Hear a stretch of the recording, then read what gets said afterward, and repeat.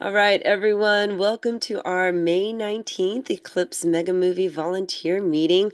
We apologize we missed you last month. Troy and I were actually here. We had it on our work calendar. We realized we never sent anyone else a week reminder. We sent one way earlier, but then the news of Fred and everything kind of threw us all off. So we apologize for last month, but I'm glad to see lots of people here today. And a little bit about the plan for today. We did want to actually reserve a little bit of time to talk about Fred Espenac and his news in case you haven't heard.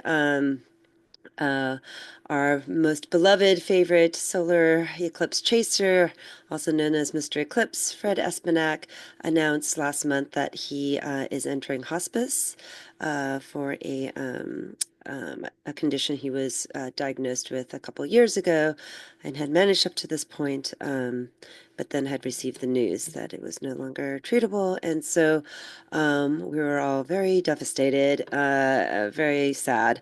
But we did want to give space here because this is exactly his people. You're exactly.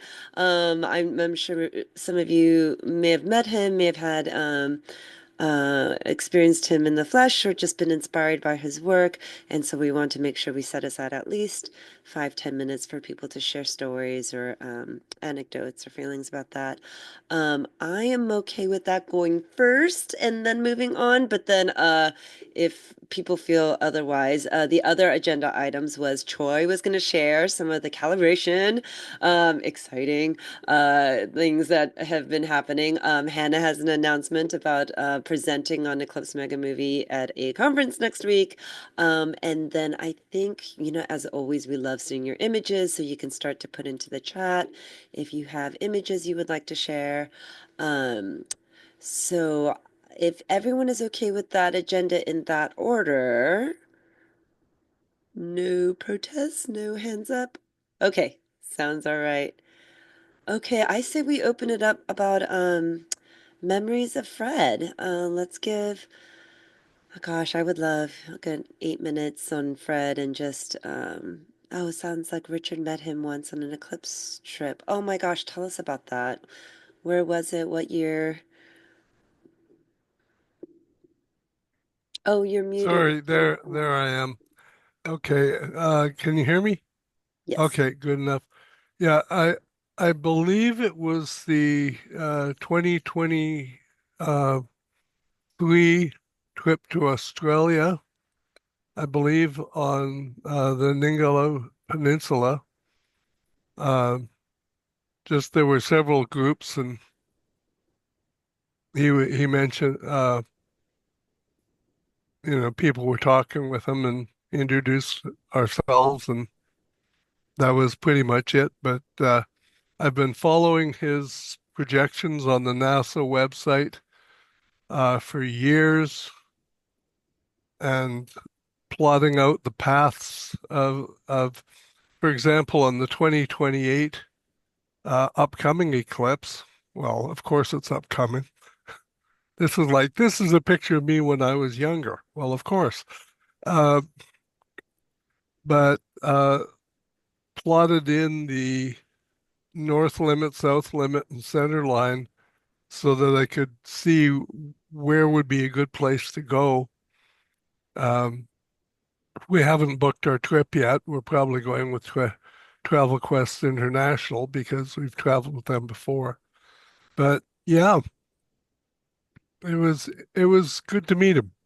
Oh, oh, that's sweet. Yeah, I always love the Excuse me. stories of Fred chasing even the hardest eclipses, the ones that just kind of regular folk like me would never dream of going, like finding the freight ship that will be in the middle of the Atlantic at the time and booking it. Oh, Charles, thank you. You shared was great to go on eclipse trips with was with him at Sunspot, New Mexico, and then at Facundo, Patagonia. Okay, he had this remarkable ability to disappear so no one would distract him. Fred Right? just Kind disappeared heart. even with no trees around. We didn't know where he went, and he would resurface after the eclipse was done with. It was very funny. And I always had this feeling too that he was having just a very deeply personal, um, experience every time he saw an eclipse. He was so public facing, right? He was so outwardly sharing, but I feel like when the actual eclipse happened, I always had this feeling that was so personal for him. Yeah, he was very, very introverted when it came to not speaking in front of the public. He would be all Mr. Eclipse in front of the public, but he was a very different persona when he was not speaking publicly.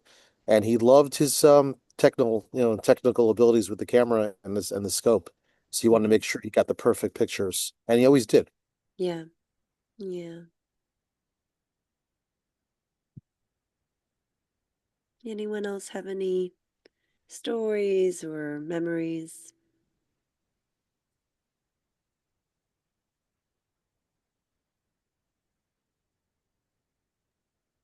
When I sent, most of you are probably on the listserv, so you saw the email titled "Saying Goodbye to an Eclipse Legend." I got a lot of responses from people saying things like they had a huge impact, that Fred had a huge impact on their experience learning about eclipses, chasing eclipses, falling in love with eclipses. Um, and you know, David Rossi said that he was one of the many people that Fred's work helped educate on eclipses. He also did us a favor of sharing the information about Fred's entering hospice with the South Jersey Astronomy Club. Heatran, one of our friends from most meetings, let me know that losing Fred will be very tragic for him, especially. I mean, he made such a huge impact on the eclipse photography field and just chasing fields in general. Um, so really, it's been wonderful to see the community come together and react to his news.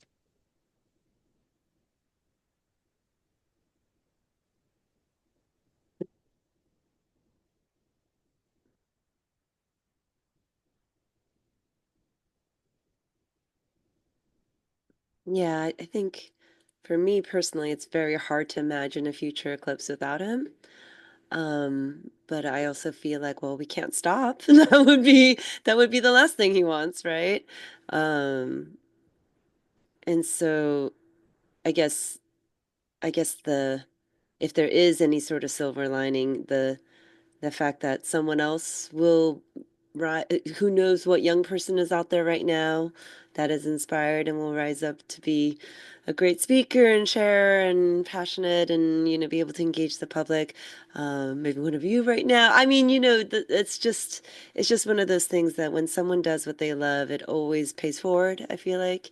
And so while it's always sad that they're gone, it's I always feel like their impact is always felt. Um, We, I was going to say we had huge losses over the past 3 years with first Jay Pasakoff and then Glenn Schneider and now Fred, three of like the monsters of eclipses in the world. And it's never going to be the same without them, unfortunately. right, right. I know, and this is where it feels even more. I feel even more beholden to like carry the torch, I guess, like to Yeah. like, right, even as these eclipses, the most recent eclipses got a lot of media attention. In the in-between years, right, in the quiet years, it gets kind of forgotten, kind of falls off Yeah. the public eye. And so for us to kind of keep drumming up interest and keep sharing space weather and solar science and the magic of the eclipse, I think, and keep chasing him wherever Yeah. in the world. Anyone have plans for Yeah. the next two coming up? Oh Yeah. my Well, goodness. Fred led. All we can do is follow. Yeah. Yeah, we've got the next two booked. Haven't got 2028 or 30 yet, but we're working on it. Oh my goodness. Way ahead of me. So I need to. Well, the book on the paths and everything up to 2040, uh, that's currently my Bible. Oh, go Uh, on. My eldest kid just started high school, so for me, 2030 is very scary thought. It would mean that they've graduated and they're out of the house. So I think maybe there's a part of me that's trying to avoid thinking about it. Um, oh, thank you everyone for sharing. Okay, well, if anyone has anything else, feel free to pop it into the chat at any time. Um, oh yes, that's a great coffee table book. Fred and Michael Bakich Bekich, from Astronomy Magazine. go on, made a great It's a coffee great book. table book. So, it's almost like, oh, Christmas presents for everyone I know into perpetuity. Hmm. Yeah, I got I missed the correction on the end date for that book, but that's the one that I meant. It's 2045, not 2040. So my error. No worries. Oh yeah, the Disney World eclipse. Oh Lord, yeah. Okay, well, 20 years from now. Alrighty. Okay, so actually it's oh perfect. It's 5:15. Troy, do you feel ready to talk? Sure, I can take over. Oh, okay. Thank you, everyone. We're gonna transition to the next part of the agenda, which was Troy sharing a bit of the process of us calibrating all the fantastic images. All right, Troy, feel free to take over the screen. All right. Oh no. Hi. Um, so I'm going to talk a little bit about some of the image processing and just bits about the data that we have been doing um, with help from myself and student Andreas, and then Juan and Laura, of course. Um, so looking at the data and the metadata, we have a large spreadsheet that has about 10,000 entries in it, each of which we had to kind of go through and comb for, uh, make sure that stuff for location and time are correct, because those are really important for doing any sort of calculations. So we went in and adjusted locations and times primarily based on whether people said that their time was incorrect. Location, we were able to sort of figure out if it was submitted and was kind of in like a ridiculous spot, like somewhere not even close to the line of the eclipse, and it almost always boiled down to a negative sign in the wrong spot. Um, and then I went through every single image and pulled out EXIF data for things like the time taken, the type of image, the exposure time, uh, and some less interesting stuff like the type of image and how many pixels it was. And here are screenshots of the spreadsheet itself. When looking at the calibration images, the most interesting ones to look at are flats because the color curve matters a lot. And we were assessing the flats based on this bell curve that needs to be, as best as possible, centered within the sort of 0 to 255 range. And a histogram that looks approximately like this is a fantastic flat. Um, and so we went through all of those, and I ran a script that pulled out mean RGB values and went through the sheet and color coded everything. So everything is sort of nice to look at and easy to digest so that it could be used later for calibration, in which we are creating stacks of each respective type of calibration. Also, I've heard it referred to as a like a master flat or like a master dark, and this is not the only way to do it. And I've from what I have heard and read, this is sort of the it will get you something pretty good, but not the best possible way. So likely we're going to sort of double back and get more accurate images, or not more accurate images, but more accurate calibrations to make the images a little nicer looking. But uh, for the sort of first round pass, this is a good way to do it quickly. And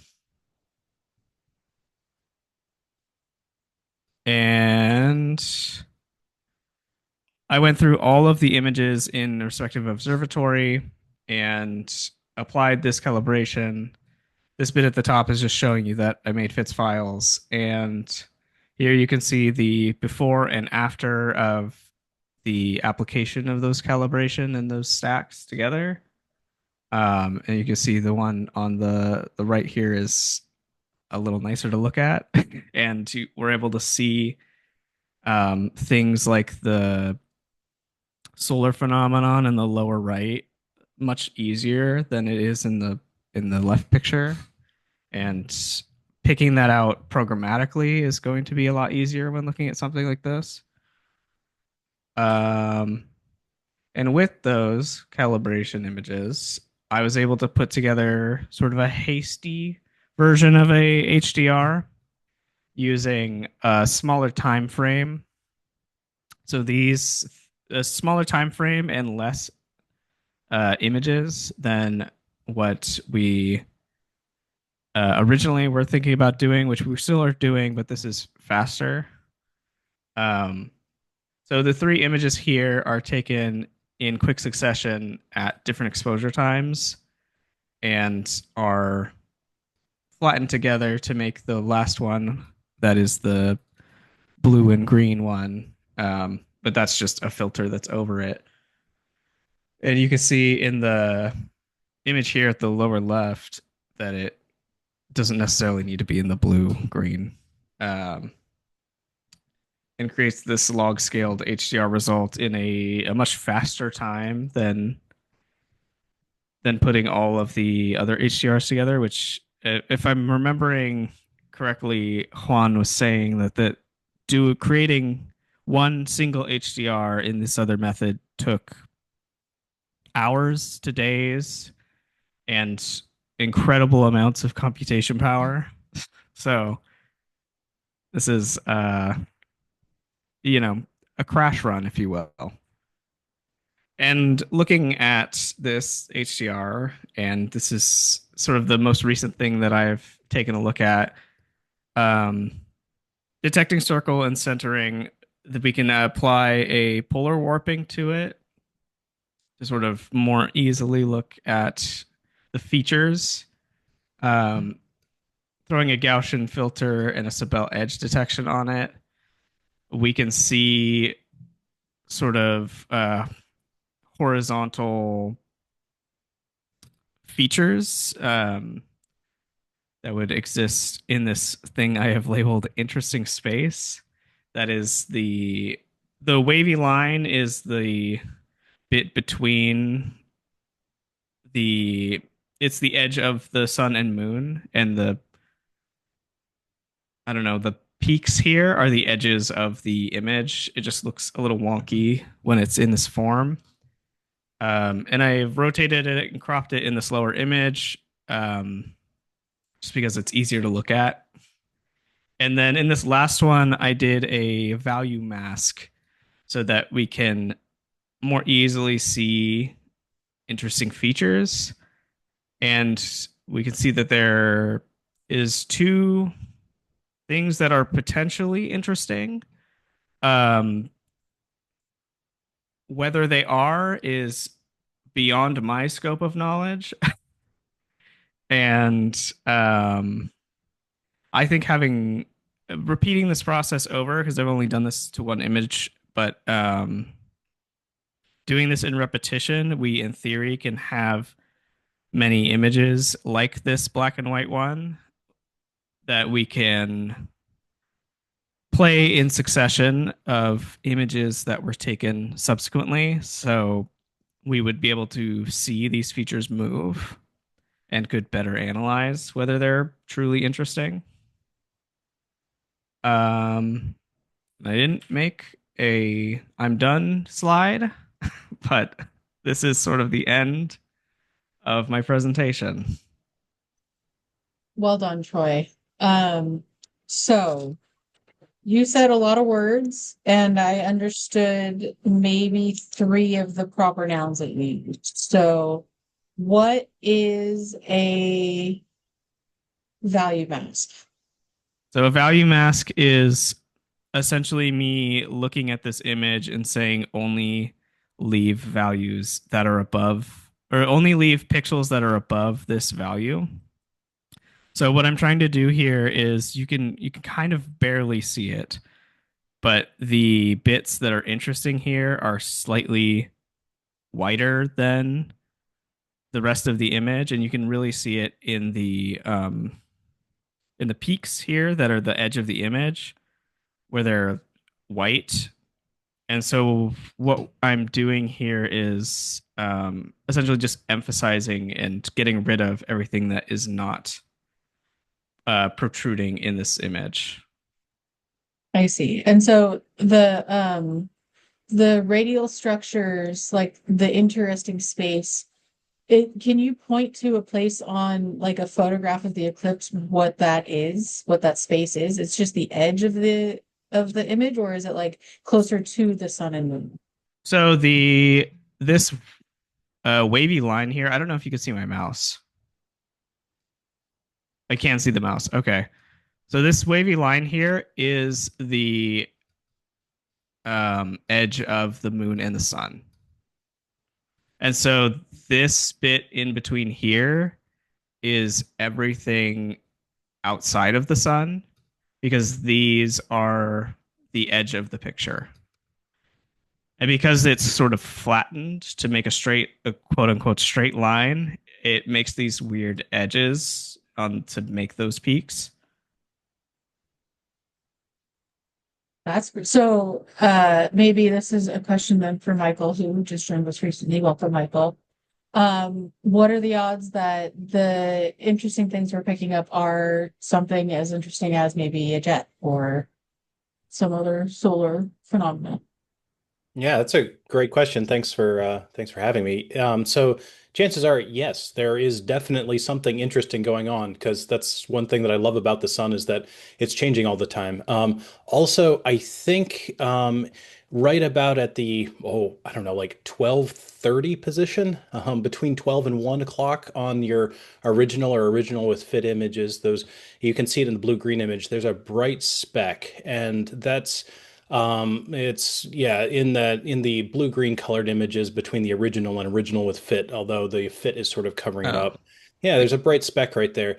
That's likely something real. I don't know. I'd have to confirm with other ones, but based on sort of the shape of that fuzz coming out around it, where you see that it has a lobe structure to it. It's not just a kind of uniform fuzz, but it's actually kind of lobe. That bright point is likely something real, producing interesting things happening. And so if I was looking for jets, I would look right around there to begin with. And then at about the oh a little bit below the 9 o'clock position, there's another one of those bright little enhancements. Yeah, right there. That's another place that'd be a really great candidate. So I think there's a good chance. You can see it both actually when you do the radial edge yeah, detections it's too, like because you see these here little and hiccups. here, Yeah. right? Yeah, exactly. And so those are the kinds of things that I immediately look for and key to, because like, yeah, there's something going on there. And then when you do the value mask and all of that, that's when you get those streaky bits coming off. And there's where even though it's tough to sort of conceptually understand what's going on in the value mask, that in those big vertical streaks in that black and white image there, that's the indication of something cool's happening here. Let's go check it out. That is really cool. So then, if because the ultimate goal for the photographs that our volunteers who are here with us is that the photographs will be used in science. So, what kind of things would uh images like these support a scientist in doing, or a researcher in doing, or learning about the sun, or supporting evidence would it be used for? Yeah, that's a great question too. So, So one of the interesting open questions in coronal physics, the study of the outer corona of the sun, is how energy moves from the photosphere, the layer of the sun that you'd see with your own eyes, into the corona. And if you remember, the corona is, millions of degrees, and the photosphere is what, tens of thousands of degrees, or not even, and it's 8,000, 6,000 degrees. So like there's some mechanism that is transferring energy from the corona into the very not dense but incredibly hot corona, the from the photosphere to the corona, excuse me. So that's the coronal heating problem. That's why NASA launched Parker Solar Probe. But one of the mechanisms are these wave propagations or eruptive propagations that actually push energy out from the photosphere out into the corona. And so jets and small events are some of those features. One of the hard questions that we don't know is how frequent are these and how much energy do they push out into the atmosphere? Because in the like SDO images, we just don't have a very large field of view. And so that's where eclipse photography becomes really powerful because you can track these events from just nearby the sun to further and further out, especially with some of those wide field of view eclipse photographs. That's where it becomes really exciting because in real time you can watch these things erupt and propagate through. And so that wave tracking, wave heating disruptions of those small events will help solve the coronal heating problem in a small way. Of course, there's a lot of other things that have to click together to actually call it a solution, but it's one of those key bits of information that will help us solve the puzzle. That is super cool. Well, I've kind of hogged the mic. So if there are any viewers with any questions for Troy or Michael or both, feel free to raise your hand or unmute and start talking. We're a small enough group. I think we can handle it.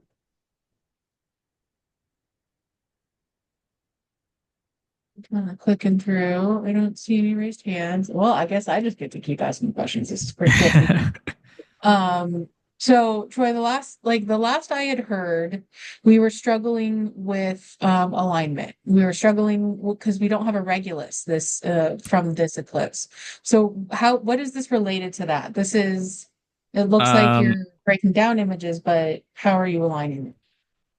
so that's still a problem. The way I'm doing these is I'm only taking these images from the same observatory. So they are images taken subsequently from the same spot. There's a very small amount of movement, but it is less impactful than as if I had taken them from many different cameras. So the rotation and alignment is still an issue without Regulus. Well, I think that inspired some questions. So I think I saw Kaz and Heather's hand go up first, and then we'll just do deep after. So Kaz, go ahead. Oh, thank you. So yeah, just partially my question was answered. Like it's like just one location, but entire this project had like so many different locations. So in the future, expand this research, like try to merge all together, or this particular location, maybe a couple hundred images, and another location. So like every point's done the process separately or put together everything. Because the taking time is different. Some Texas is, like before the lunch, but Cleveland or New York is more afternoon time. So like already rotating, or Corona location might be moved as well. So like that kind of things need to be considered. So if like go to expand in the future, like do you consider that kind of like points? Yeah, definitely. So um it would, even if it was done from the perspective, well, everything ideally is rotated to be facing solar north. But when they're being moved to exist in the movie and for doing stacking like this, it would they would have to still be relatively close together, even if we're taking from different observatories. Just because, like you said, it would be in a completely different spot at that time. So if we were assessing it at the point in which it is in Texas, or it is at the full eclipse in Texas, we would then assess images near Texas or from different observatories that were all taken in Texas. But we wouldn't be able to take assess ones from Texas and then from all the way in what's on the in New York was in the line. Otherwise we would have to do I mean I suppose if we just did a change of time, but I I think it may get messy if Yeah. we were I to think try it's and also worth mentioning that the reason we have to be very, very, very specific about making sure that the information that we're using is accurate is because we intend to use this data for science. If we were, for example, doing an art project, we wouldn't really need to take the care that we're taking to make sure that the metadata is accurate, that the location is accurate, because the thing that separates science from art, for example, is we really need to be able to very comfortably say that this data is accurate. And what we're seeing in this image is an actual something on the sun, not necessarily a byproduct of a lens, not necessarily maybe something funny that happened with the aligning and things like that. I have to remind myself of this constantly because I'm like, well, what if we just did this? And well, we can't really assume that just because you took the picture in Texas that it'll be aligned just so, for example, I guess is what I'm ultimately trying to say. Um, did that answer the question? Are we ready? Cool. Thanks, Kaz. Good to hear from you. Sudip, go ahead, please. Yeah, about that image alignment, I think 2 weeks ago, Troy sent me a bunch of photos and metadata along with it. So I tried to play with it. As you said, like at the end of the day, it depends upon how accurate those metadatas are yeah. to align our images. And I tried doing with the available location and timestamp to find the solar north and rotate our images based on the solar north with the script. I'm not so sure like how big of a program it can be, like how much data it can handle, but I tried doing with a few, so I'm working on that part, like image alignment for now. And one interesting thing I saw, and I was hoping you guys could explain that on an image that I was playing with. I don't know why I can't. I'm not able to share that image on the this chat. Is it okay if I share my screen now? Yeah, Yes. I think it should be fine. I think Troy, you want to handle permissions? Yeah. um duh, duh, duh, duh, duh. Allow. I don't see anything. Oh, Oh, I can. cool. Okay, I had this image that Troy sent me, and I was just aligning it, and I did the manual editing, like exposure and those kind of things, and I found few interesting stuff peeking from behind. So, do you guys also see these? Yeah. The spots? Do those line up, Troy, with what Michael pointed out on your slides? I do believe those correlate to the points of Yeah, interest that are on yeah, it's a the different image, value but mask. as Michael said, like it's constantly moving and there's the constant thing happening on the sun. So I think it could be one of those things which reveals after playing with the exposure dial. So yeah, Cool. Thank you for Yeah, sharing. very cool. yeah. Yeah, and another thing that science likes to do is see if two people can arrive at the same conclusion separately. So this is also very heartening to see. Yeah, Yeah, and thank you for helping. yeah, I'll update you guys on what I can provide with it, what I can do with it. Cool.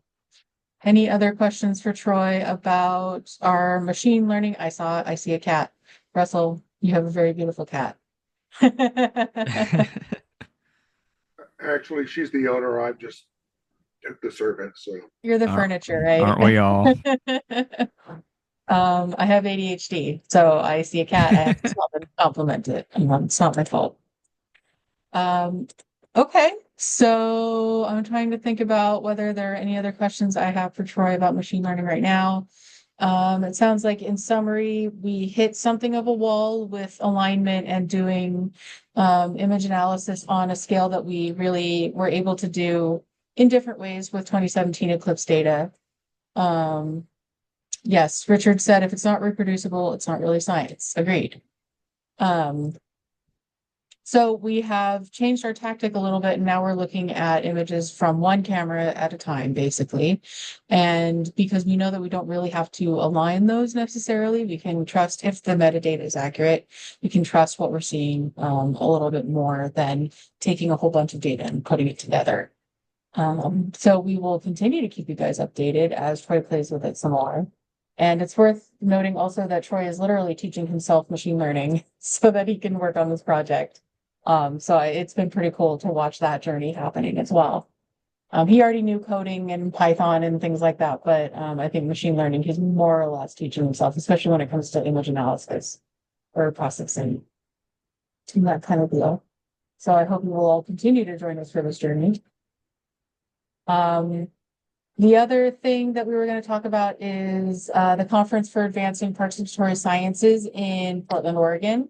I will be there. I leave for Oregon on Monday, next Monday, and I'll be there all week. I am presenting on Thursday about Eclipse Megamovie in the morning, like 9:30. We'll get a recording of my presentation up onto the website eventually once it's all available.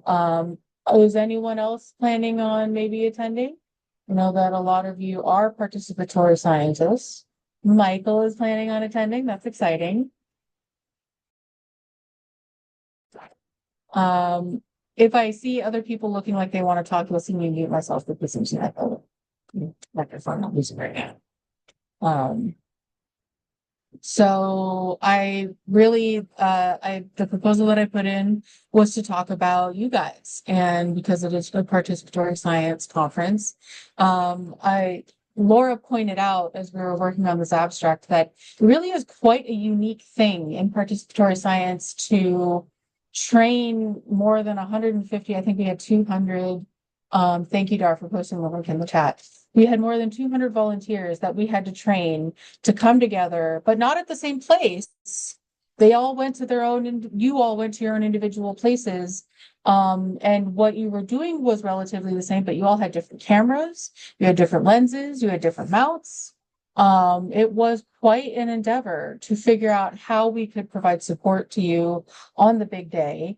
It was quite an endeavor to figure out how we were going to disseminate the information that we needed to disseminate, because not only were you taking photographs of the eclipse, which was already very interesting and difficult and special, but we needed you to take very specific pictures of the eclipse so that we could use them for science. So, just thinking back to where we were, I mean, it was probably about a year ago now that we were really ramping up our training for the April 8th eclipse. And so it's going to be very interesting talking about it and being amongst other, project leaders and communicators like myself. So that's something that I'm really looking forward to. Is there anything that you, the volunteers who have been with us on every leg of this journey, think I should convey about the experience, about working with us, about being a volunteer scientist like this? Poolside Bill asks, did the Kaggle competition results ever get posted? We did not post the names officially. We ran into something of a wall because Kaggle only lets us send like 3 messages a month in the platform, and things are kept very private. So we don't know, and for good reason, you don't know who people are necessarily. So it's hard to get in touch with them to let them know that they have won. The other issue that we ran into was that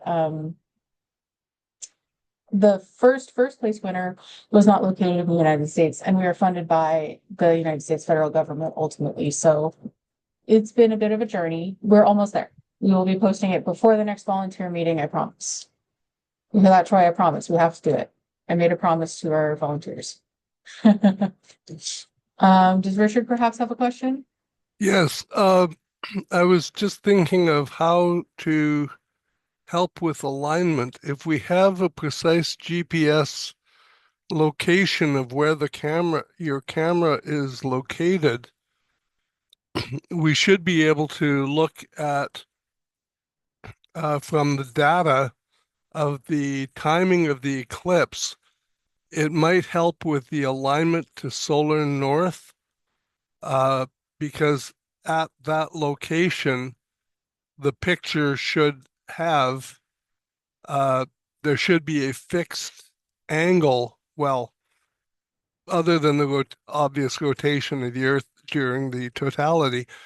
And that might be a method to help with the alignment for solar north, because because you know the direction you're going to be looking from that location to the sun moon. And from that, we should be able to tie in what angle is to solar north from that specific spot. And this might help with the alignment for the uh, rotation of the sun in over from the photographs. I do believe that that approach is the approach that we tried at first. Does Ah, that sound right, Troy? I think part of the problem we ran into was the issue of, is the metadata correct? Yes, great Yeah. minds think alike because I went to the exact same the exact same idea. Um, yeah, the issue I ran into was if this information and to be fair, this was I was giving I was pre-rotating these images to help a professor here with one of their computer vision classes. And the feedback I got was that their model wasn't learning correctly because some of the images or the rotation offsets wasn't correct. And um and this could be, I guess, two things. And I was talking to Laura about this earlier. One is that I am not understanding the Python function that does part of this calculation. The other one is that some of the metadata is incorrect. And if, location or time or what have you is incorrect, then so consequently, the rotation offset is then incorrect. Okay. If I may add, um, the way I've been taking pictures now for the 2024, I wasn't able to get pictures because of issues of lack of diplomacy with Mexico. But I I set my GPS directly under my tripod, and I take photographs of where I'm located specifically. So even if, I'm at some resort or some location, I know where the camera is located. Um, I'm just reminded of the saying that exhilaration is the feeling you have between the time you get a brilliant idea and others point out the obvious flaws. That's great. Thank you. So that I think one of the things that we've talked about behind the scenes, we talk to each other a lot about these things about, okay, well, next time, next time, next time. So I think one of the things that we did not emphasize enough in our early training, and I do plan on talking about this when I go to the conference next week, is that we did emphasize that we need accurate information. But I don't know that we did remind people, we said, make sure to change your time on your phone to local time. We did try to say, make sure to get your GPS, but did we do it enough? Because I mean, I have ADHD. Oh yeah, and Troy should talk about the meridian flip and the rotation issue. I have ADHD. I forget everything. It falls out of my brain. I have no control over it.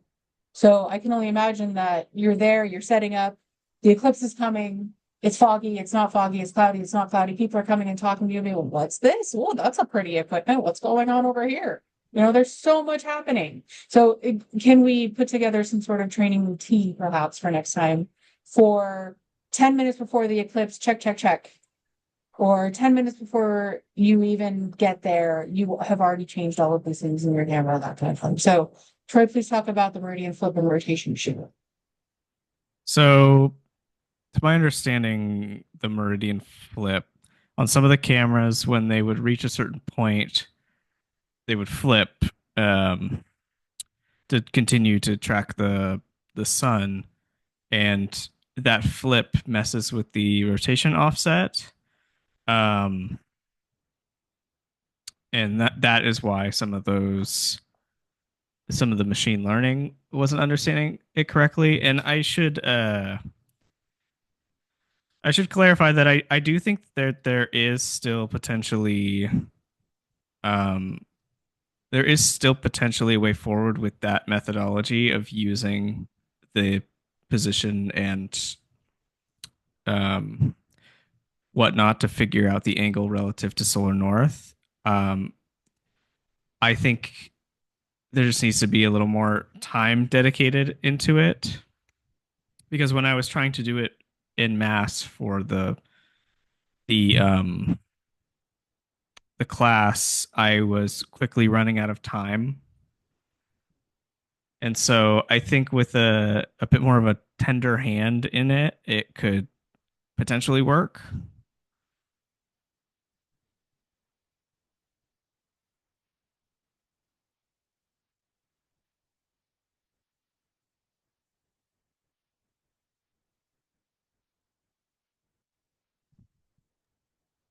Cool. Um,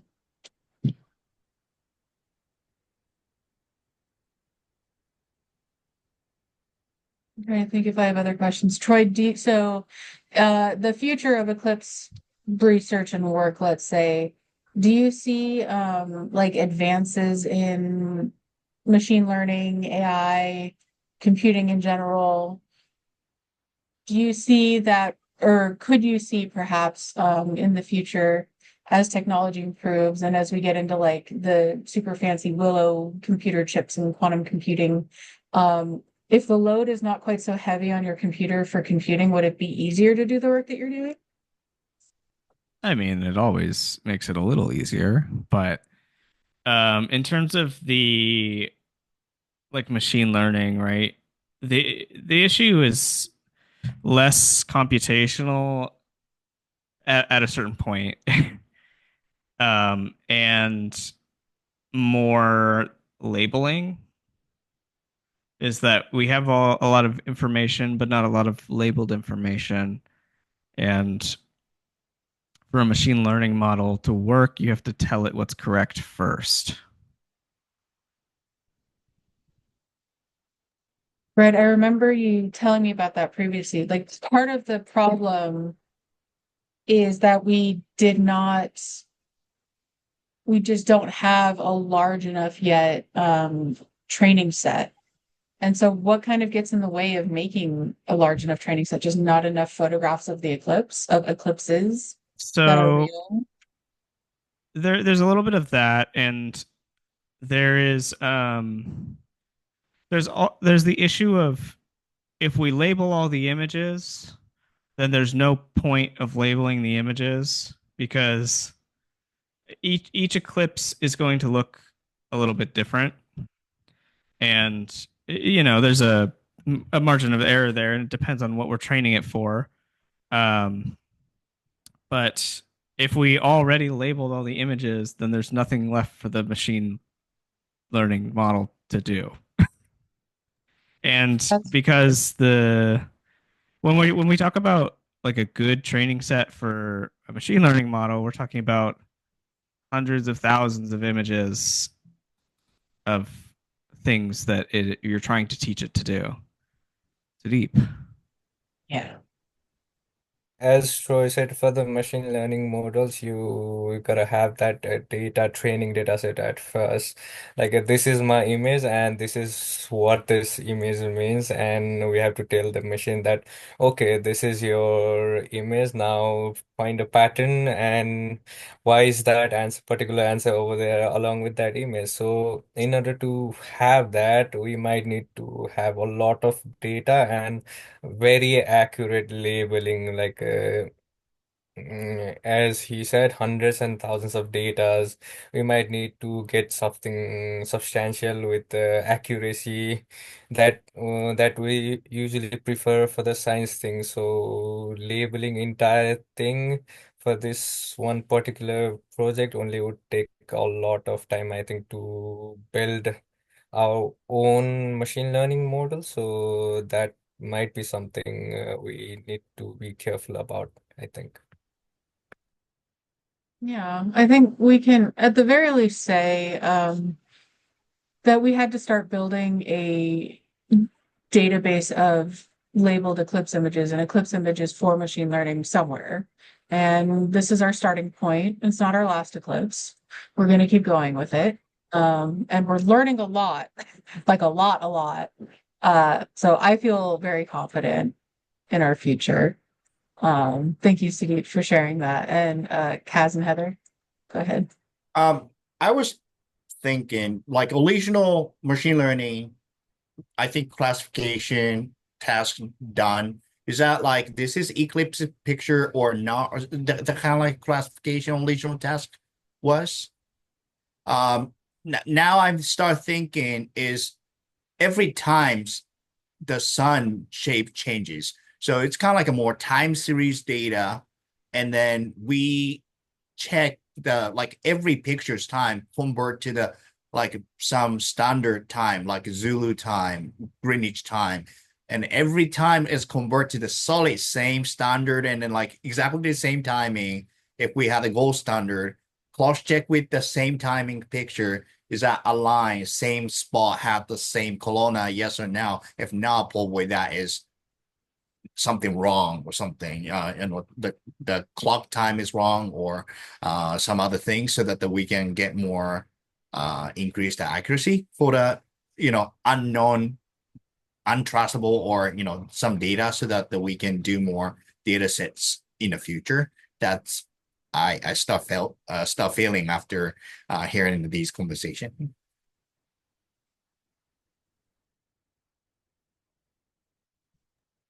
Troy, do you have a response to the many words that Kaz just said? I understood some. Um, so I guess I should paraphrase my understanding of what you asked. Basically, to take them all, standardize them, and to standardize like a image and then align them with that image. And if they don't align, then there was something quote unquote wrong, and then to adjust for that wrongness. Yeah, for example, like you use the some ground truth like observatories data, and then exactly the same time in some other volunteer submitted, for example, then cross check with that data if like their eclipse picture is pretty much match with the observatories ground truth data, then we can say that data time is accurate and the information accurate, so we can expand to the trustworthy data set. If something off, then probably their time or reporting location, either way, something so that the that kind of classification, so that the and then time slices, not just entire time because corona location is maybe different. So if like a simple matching might be not working, so that's another viewpoints. If I may, uh, one thing that I use to double check my timing is I set the camera and I try to synchronize it as close as I can to a GPS unit that has the individual seconds on it, and I take photographs of the GPS with the time on it so that that can act as a calibration to make sure that the clock in the camera that puts the metadata on syncs with the GPS reading. And I do that before totality and after. Back in 1998, Eclipse in the Caribbean, there was a guy from the Navy Observatory in Canaveral who had people use a video camera and video their GPS units, and without turning the camera off, continue, do the totality, and then video the GPS unit again.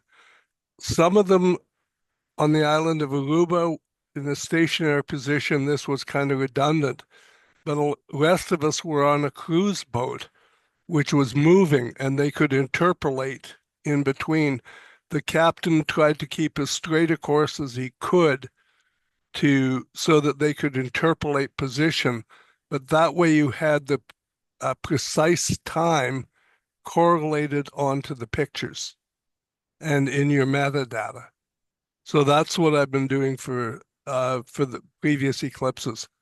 That way you know you've got the correct time. And if the clocks are off, you know the correction you need. Okay. That's interesting. Seems like a Thank good you, Richard. fail-safe method. Yeah.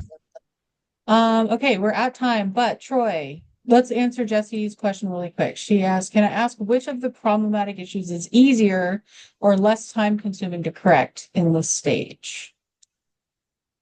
Between the labeling of Eclipse data and the rotation, I would lean probably rotation is easier to fix. I think we have potential methods to get there. It's going to take time, and it's going to take trial and error of figuring it out without Regulus there. But the problem with the machine learning images is we need a bunch of labeled images.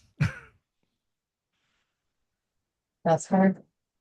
And I think there's more legs to rotation, and I think that ultimately we will get more scientific